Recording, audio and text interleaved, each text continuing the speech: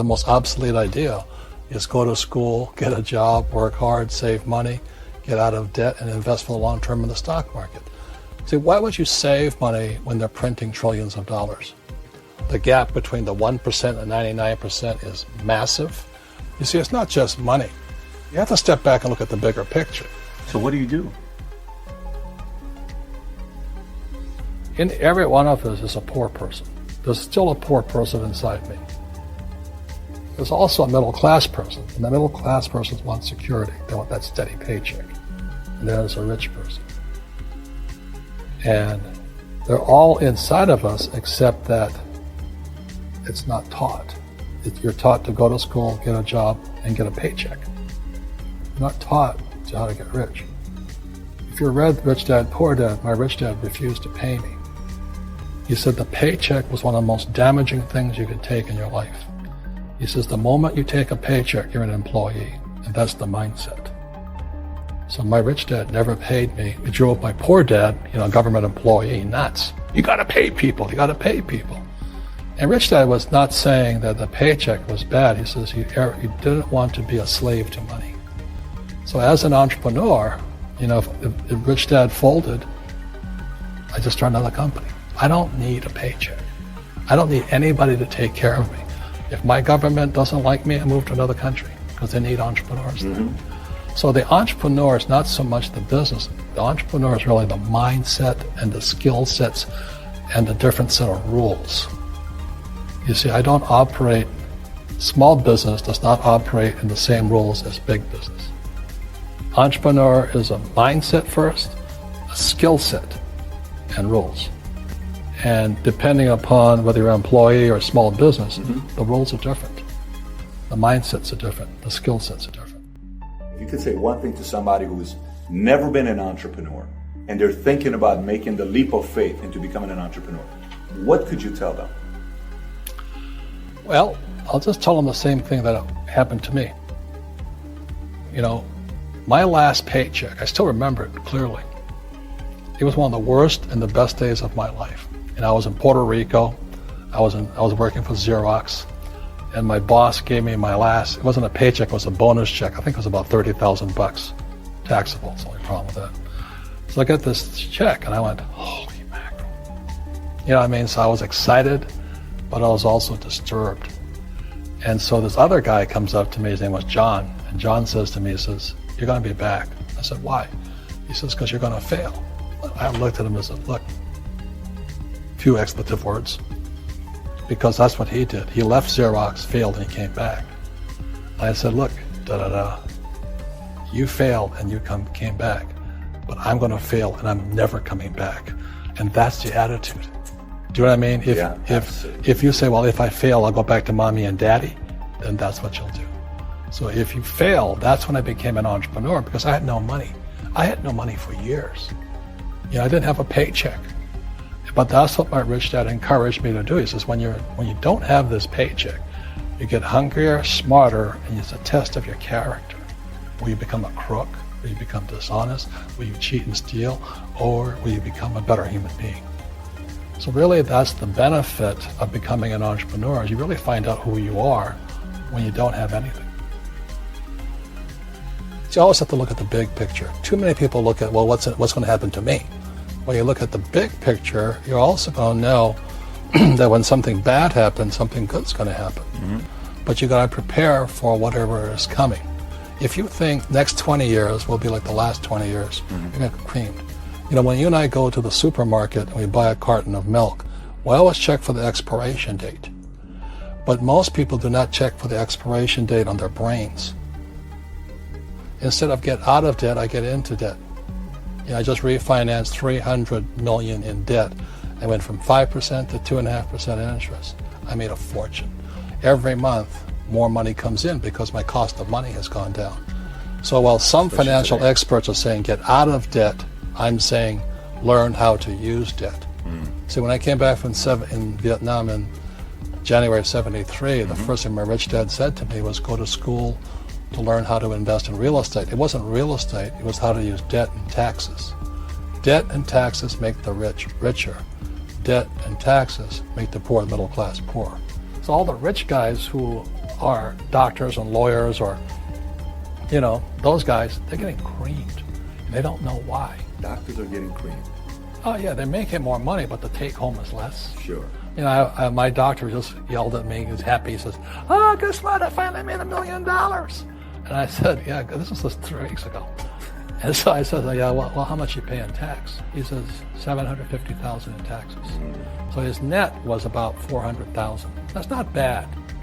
But when I make $1 million, I keep $1 million. And the reason is because I don't make it by working for money. See, if you work for money, you're taxed. So that's why lesson number 1 in Rich Dad Poor Dad is the rich don't work for money. What we do instead is we create businesses as entrepreneurs. We acquire real estate. I don't invest in the stock market. Okay. So the reason is because as entrepreneurs, I have more control over my income, how much I make, and how much I pay in taxes. And because I'm an entrepreneur as well as an investor in real estate, I pay 0 tax. So every time I make, let's say, $1 million as an entrepreneur, I immediately invested in real estate and have a 4-to-1 step up. So I put $1 million in real estate, I get $4 million from the bank. That's why I love banks. But the banks are screwing everybody else, terrible. But it's good for me. That's why you say when you print, it's good for you, but when you print, it's bad for people that work for money. Because when you print, savers get creamed and people who work for money get creamed. When they print, debtors get rich. You see, debt and taxes make the rich richer, and debt and taxes make the poor middle class poorer. When we have obsolete ideas, we get obsolete results. So what's happening for most people, the idea of going to school, getting a job, working hard, saving money, getting out of debt, buying your house because it's an asset, investing for the long term, is obsolete. The world has changed. The world changed in 1971 when President Nixon took us off the gold standard and money became debt. What if we get rid of school? Then what would happen? Would it be better if we had no educational system at all? No, I'm saying education is more important before. It's just obsolete. There's Moore's Law which states information doubles every 18 months. In other words, everything's obsolete 18 months. So, and this is just a recent phenomenon. So when you come out of school, you're already obsolete. And that's why I'm the old guy, I meet my friends who went to Harvard. I went to Harvard. I said, yeah, that was how long, 50 years ago? Today, the banks are charging you interest to save money. In other words, banks don't want your money because they printed too much of it. And that's why there's this bubbles in stocks and bubbles in real estate and all this. People are dumping the cash. Because as I said in here, savers are losers and cash is trash. And yet people are, well, I want a high-paying job. Well, that's an obsolete idea. Get out of debt is an obsolete idea. You should learn how to get into debt, how to use debt to get rich. And they'll never teach you about taxes. The reason the 1% is way up here and the 99% are going this way is because when you print money, 2 things happen, inflation and taxes. They crush you. And any entrepreneur thinks, I'm just going to make money and I'm going to start a business and make a lot of money because that's what we talk about. They really have got to smell the roses, man. That's not what the real entrepreneurs are doing. Most entrepreneurs, there's 28 million small business owners in America. 24 million are what are one-person entrepreneurs. They're called non-employee entrepreneurs. So and that's what happens is when people don't really understand what an entrepreneur does. So most big people are self-employed, but they're not really entrepreneurs. The self-employed pay the highest taxes of all, and nobody tells them that. Yeah, it's also called the entrepreneurial spirit, but what we were actually talking about was there's no such thing as a bad economy. There's external, you and I, we all have an external economy, but we also have an internal economy. And the willpower is to change our internal economy. So for me, I can see the good and I can see the bad. I don't really give a damn because I'm going to be rich anyway. But a poor person with a poor personal economy, all they're going to see is a bad economy because they don't know how to make money in any economy. And a middle class person, they have a middle class economy. What they want is a nice house, and a steady paycheck, and the job, and the car. And so when you take their job away, to them, that's disaster. Well, since an entrepreneur doesn't have a job anyway, it's no big deal.